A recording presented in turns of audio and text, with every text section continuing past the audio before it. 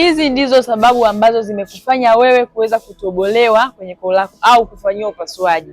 Jambo la kwanza ni kuugua asidi kwa muda mrefu, yaani una chronic acid. Jambo la pili ni hali ya kutapika kwa muda mrefu, kwa sababu kuna baadhi ya watu ambao wanaugua changamoto ya asidi hupelekea hali ya kichefuchefu sana na kutapika kwa muda mrefu.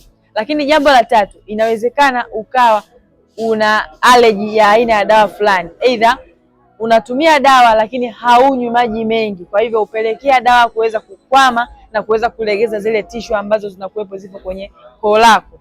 Jambo lingine la vidonda katika koo, yani esophagus ulcers. Endapo kama ni wewe unapitia hali hii na unatamani kuweza kupata suluhisho ya moja kwa moja la changamoto yako, aidha umeshafanyiwa upasuaji au bado hujafanyiwa upasuaji, unahitaji kujikinga au kupona kabisa, usisahau kuwasiliana nami kwa namba zilizoko hapo bio ili nikusaidie kupa hii programu ambayo imeshawasaidia watu wengi sana na wameweza kupona kabisa changamoto.